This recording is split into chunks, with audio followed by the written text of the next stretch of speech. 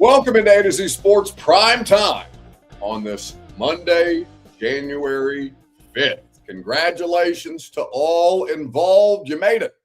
We survived the 2025 Tennessee Titans season. But now the Titans season really begins, right? The season of the Titans is the offseason as of late. And that's fine because they have a lot of shit to get done.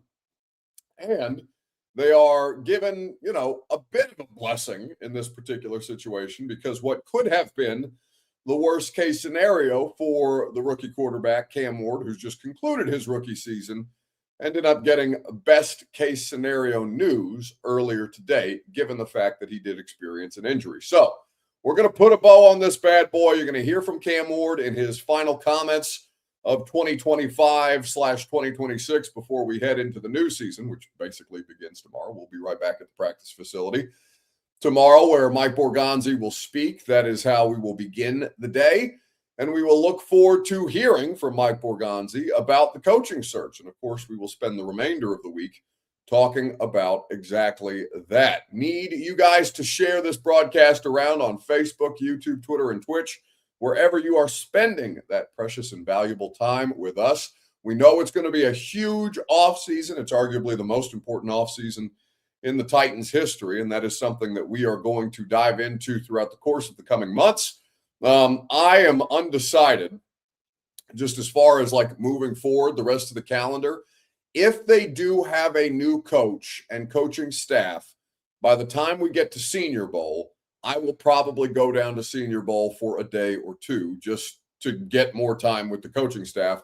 If they do not have a coaching staff by the time we get to Senior Bowl, I will probably skip Mobile this year and spend better or have better uses of that time. Not that the Senior Bowl isn't critically important and it'll be huge for Mike Borgonzi and his staff, but I would prefer to have the coaching staff in place if I'm going to go down to Mobile this year. But the rest of the offseason calendar will be a part of the combine, the owners' meetings. I don't know if Amy Adams Strunk will make an appearance. They will certainly have a coach by owners meetings in late March ahead of April. We'll do the draft here as we always do, and we'll be there on A to Z and on the radio show to cover it for you the whole way through. So we're looking forward to spending a huge offseason with you guys and diving into all of the different things that they need to get addressed on this roster. So share the broadcast around on Facebook, YouTube, Twitter, and Twitch, wherever you are spending that precious and valuable time with us. Twitter, retweet it. Facebook, you can share not in public. YouTube and Twitch, like the video, subscribe to the channel, hit that little thumbs up button while you're there, and tell me what you're most looking forward to in the offseason process in the comment section as we get this thing off and rolling, because I know you guys have many opinions. I know there's already coaches that have been requested for interviews. I know the coaching carousel is going to be a huge topic. We now have 6 jobs open, including Tennessee, Titans, Cardinals, Raiders, Browns, Giants, and who is the 6th that I am forgetting at this point in time? Which one am I forgetting, Robert? I know that there are 6 that came open, and I'm blanking. Oh, Atlanta. Atlanta is also somebody who made a coaching change. They did that last night. They were very impatient. They didn't want to wait until Black Monday to move on from both their coach and general manager. So there will be a lot of discussion about the coaching carousel and Tennessee's part to play in it. But tonight we're going to focus on the best case scenario around the Cam Ward injury. And that is something that you'll hear from Cam Ward about. The question that I have for you on this primetime Monday night. And by the way, your Two Rivers Ford take made possible by the South's most trusted Ford dealer. Online at tworiversford.com. Quality American-made Ford vehicles and award-winning customer service.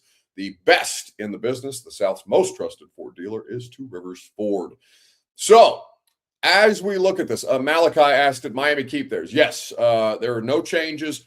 Honestly, it's as notable the teams that did not make changes as the teams that did, because we had a pretty good idea of who was going to make firings. Atlanta, maybe you could have gone back and forth on, but it was definitely on the table.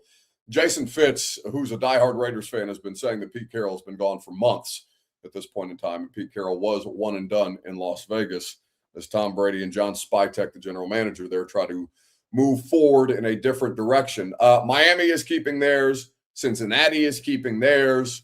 Who else was potentially on the table? No news on John Harbaugh, so I assume he's staying with the Baltimore Ravens.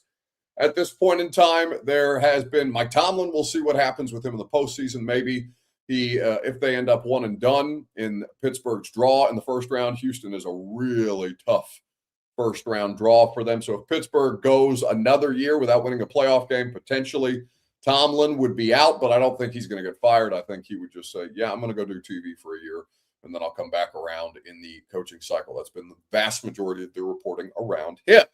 But Jonathan Earl says the Jets keeping theirs was a surprise. Yeah, I don't know why you need to keep Aaron Glenn, with all due respect to Aaron Glenn. I'm sure he's a nice guy and somebody who's earned that opportunity. But damn, I mean, how you just broke a record that's been in place since 1933, the first NFL season completed without a single defensive interception is insane, especially when you hired the ball hawk, former defensive back, as your head coach, the defensive coordinator. Not a single interception for the Jets in 17 regular season games is batshit crazy en route to a terrible, terrible record.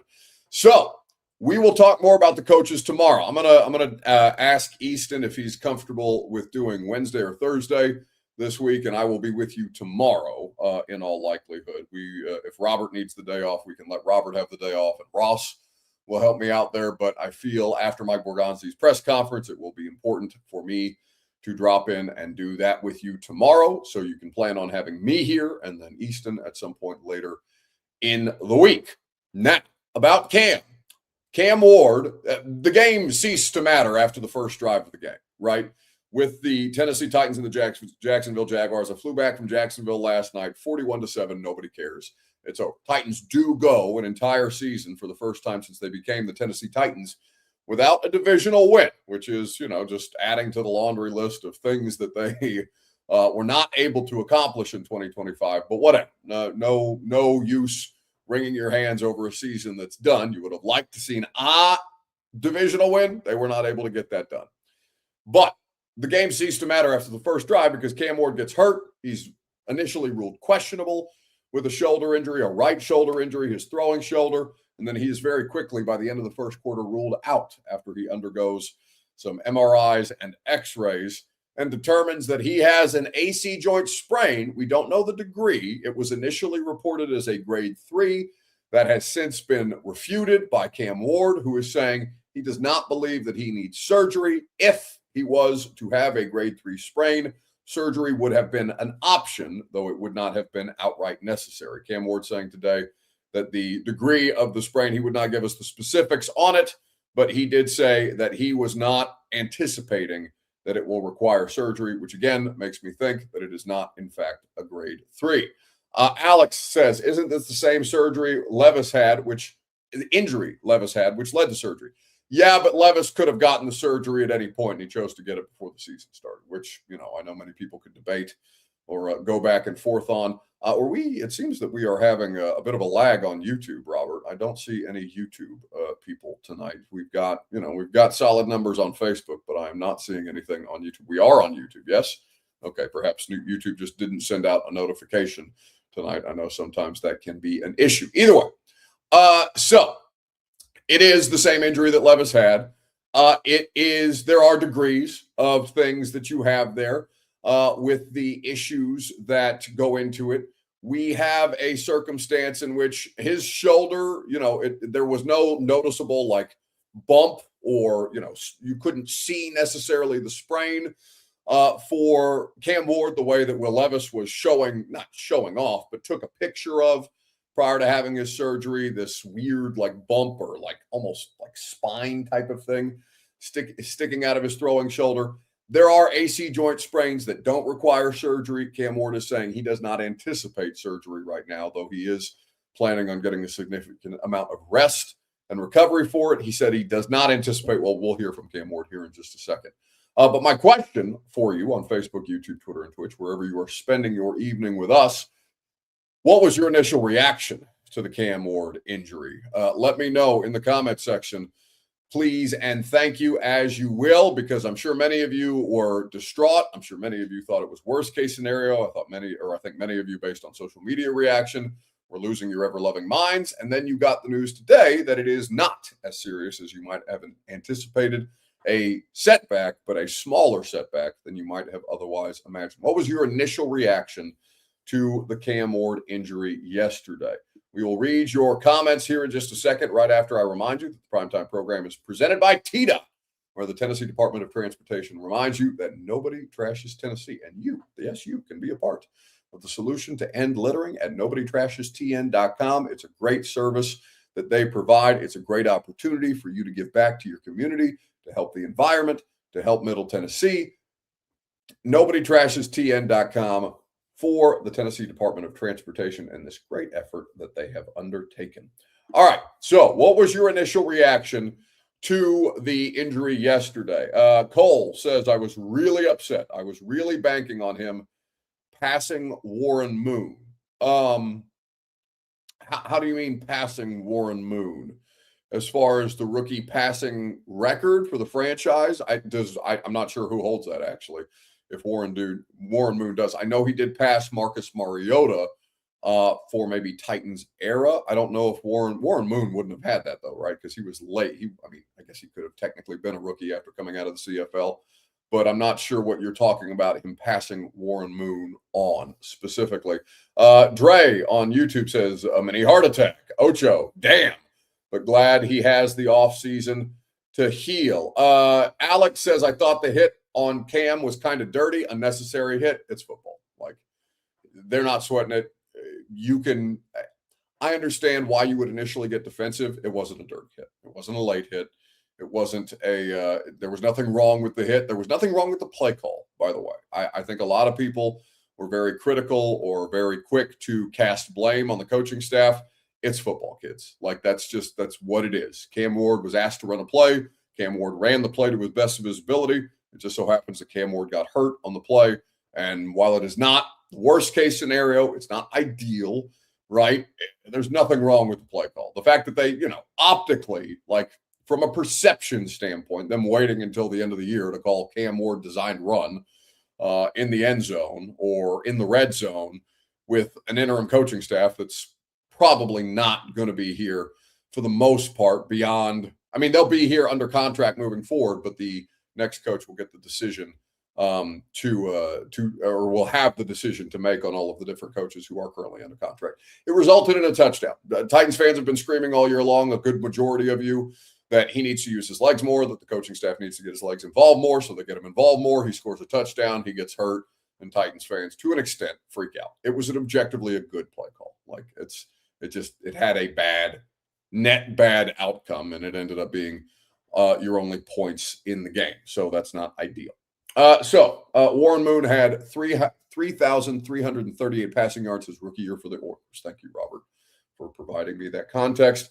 Passing Warren Moon, it's not the end of the world, right? I guess it would have been nice. Was he even close to 3,000? I know he passed 3,000, but he hasn't had a 300-yard passing game all year long. Let me look at Cam Ward's final statistics. I know he had something like 15 touchdowns to 7 interceptions, but I can give you that here in just a second. I don't think he was remotely close. 3,169. So, yeah, if he'd have gone out there and had a 200-yard game, would he have passed Warren Moon with 200 yards, 3,338? So if he'd had a 200-yard game, he could have passed Warren Moon, but I don't think it's the end of the world. I guess it would have been a nice thing for him to have, but not the end. Not the end all be all. So my initial reaction was, holy shit, Titans football, man. They just can't even remotely win for losing. I genuinely felt bad for him. I felt bad for the team. I'm not going to go so far as to say I felt bad for the franchise. I felt bad for some people at the franchise. I think there's a lot of people in there who do a good job and who have been, just along for the ride with a lot of dysfunction that's made at the top. I would be lying to you if I felt any sympathy for the way that this thing has gone for Amy Adams-Strunk specifically. I think that she has kind of created a situation, I think she very much has created a situation of her own making. So I would be disingenuous if I said that Amy gets any sympathy at all for me for a circumstance that she put her own franchise in. But I will say that I felt bad for the vast majority of people involved. And you never want to see anybody get hurt or deal with injury in that circumstance, much less Cam, to have played every snap to that point and then to get a season-ending injury, it's the last game and their season was over. But any kind of an injury that would derail him, I thought it really sucked. That was just the worst. And the game ceased to matter at that point. Like, I didn't pay attention. I'd be lying to you if I paid attention to anything that Brandon Allen was doing yesterday, because we're just digging through a bunch of different things, trying to find out more information in real time, trying to see if he's returning to the sideline. The game immediately ceased to matter as soon as Cam Ward went out. So it was just kind of like, damn, really? They just can't get a single break all year long, the Tennessee Titans. And that's just what it was. Now, Cam Ward spoke today at the podium.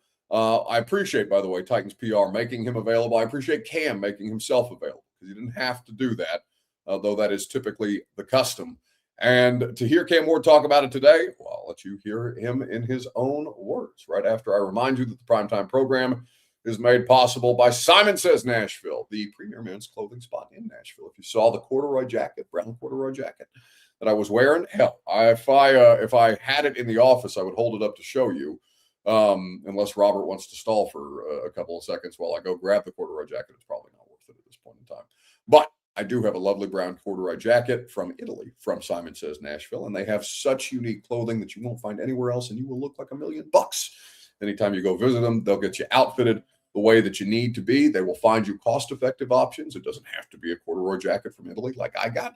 It just happened to speak to me as soon as I walked in. I said, you know what? I'd like to wear that in Jacksonville on Sunday with a nice little turtleneck. Looked great. I looked a little bit like a 1970s professor, but I thought it was a good look for me. Simon Says Nashville will find the best possible looks for you. You could stand to dress better. I know you could. I've seen somebody. You could stand to dress better. SimonSaysNashville.com for more details. Okay. Cam Ward at the podium earlier today. How you feeling? Feeling good. Thankful that I get a chance to play another game. And thankful that I got a chance do it with the locker room on time. Is there any relief in the diagnosis? I know initially it was said to be pretty dangerous, but for what you've gotten, is there any relief? There is relief for myself, for the building, and the training staff. They gonna get it right. Continue to walk me through the process, what I need to do to get better, and get back on the field. What is the prescription? What do you need to do to get better?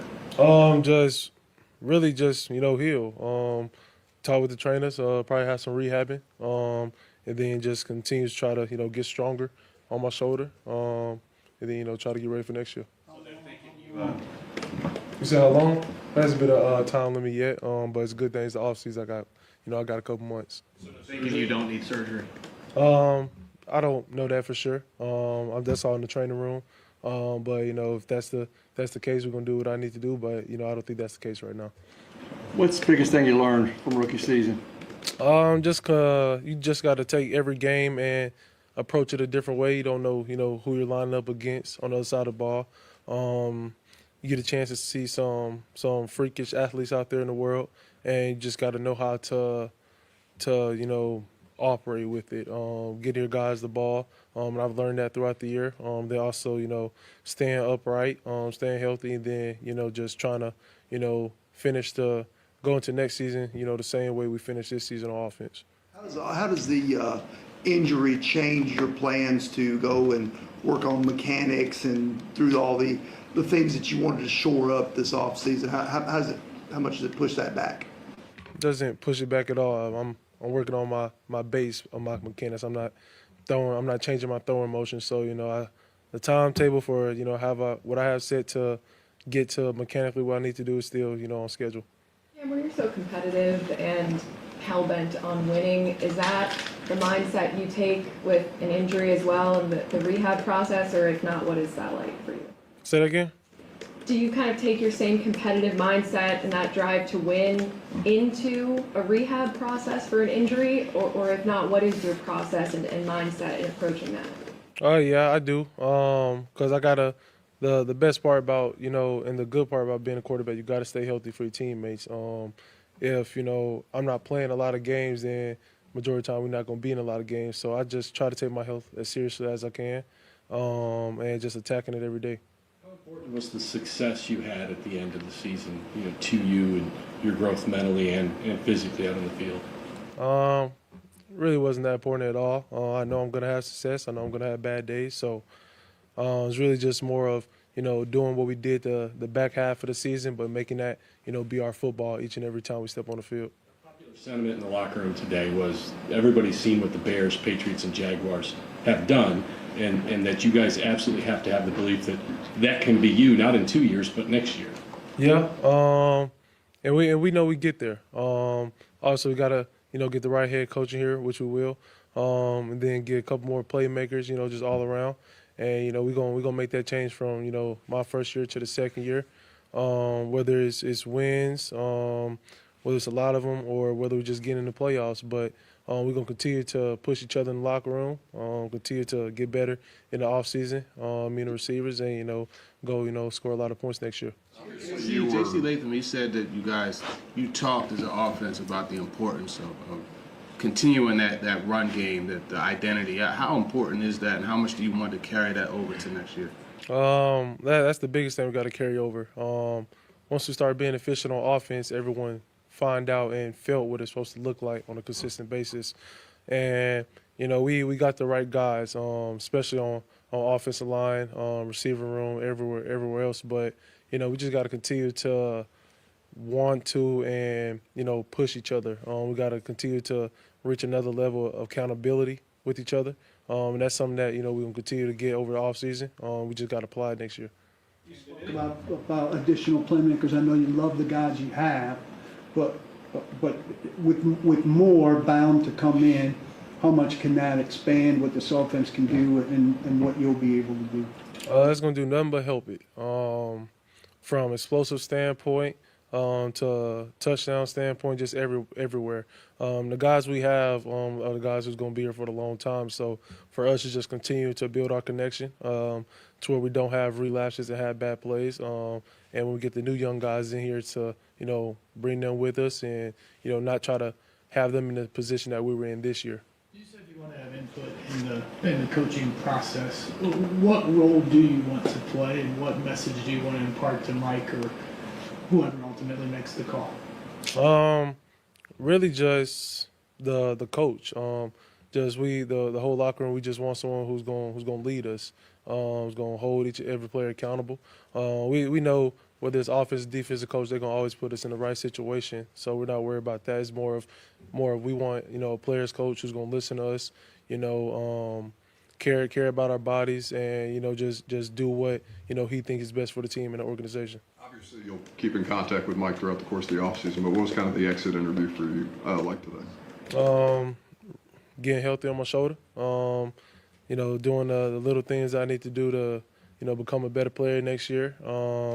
And then really just taking time off and just really focusing on film. Film can take care of a lot. I think film can take care of more of anything on the field can take care of. So just learning more about the game. Watching film on defenses I didn't play this year because I might end up playing them in the future.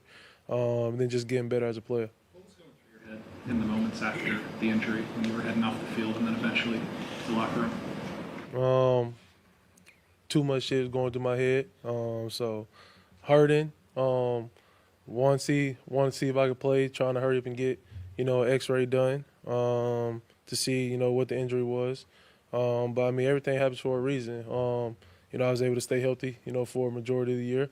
And I just, keep praying that, God, continues to bless me that way. Did you hear or feel it pop or anything, or was it just kind of you could sense something? I just felt something. Yep. Where'd that rank on the pain meter compared to other things you've suffered during your football career?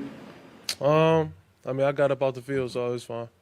And what is it specifically about Mike Borgonzi that gives you the confidence that he can turn things around for next year?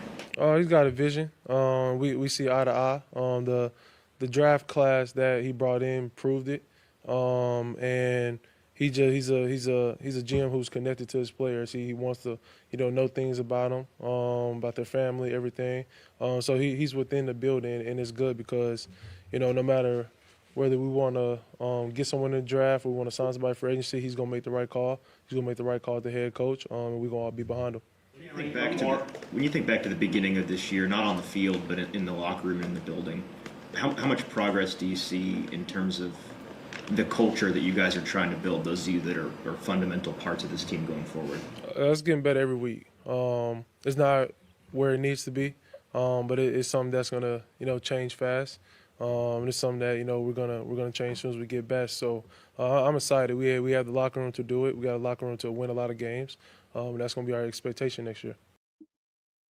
So that is Cam Ward talking about his injury and his rookie season and a great many other things. So we will see what level of input he has moving forward. We will talk to Mike Borgonzi tomorrow at 10 a.m. is when that press conference is scheduled. I will not be there at the start of the radio show because Borgonzi will speak at 10. And then after the press conference, I will scurry on back to the radio studio and we will talk about what Mike Borgonzi had to say relative to Cam, the coaching search, the season that was, and the offseason that will be. That will do it for us tonight on this January the 5th. We do appreciate your participation. As always, make sure you like the video on the way out the door. Hit that little thumbs up button if you haven't done so already. My thumb kind of looked weird there. I don't know. Kind of nubby for a second. What's wrong with my thumb? Okay. I'm just concerned. Wasn't sure if that was an optical illusion, if it was a part of the backdrop, or what was going on. Concerned about my thumb. Either way, hit the thumbs up video or button on your way out the door, and we will appreciate your participation that way. And if you have a comment relative to what you would like us to focus in on moving forward, obviously the coaching search is going to take up a great deal of oxygen. But if you would like us to do individual shows on individual candidates, we can do that. I'm always open to suggestions in the offseason. Go ahead and DM me on Instagram. @BuckRising is where you can do that and leave me some suggestions as to things you would like covered this offseason. Maybe I'll use some, maybe I won't. But we do always appreciate your participation. We have appreciated it all season long, really. It means a lot to us that any of you show up regardless of a good season or a bad season, particularly in a bad season. You guys gutted it out with us. And it was not unnoticed, those of you who showed up night in and night out to hang out and talk about this dreadful, dreadful team with us. And I hope for your sake they get better moving forward. I hope for my sake they get better moving forward. And it all starts tomorrow, where we will recap Mike Borgonzi's press conference with you at 6:30 p.m. on A to Z Sports Prime Time. We will look forward to seeing you then.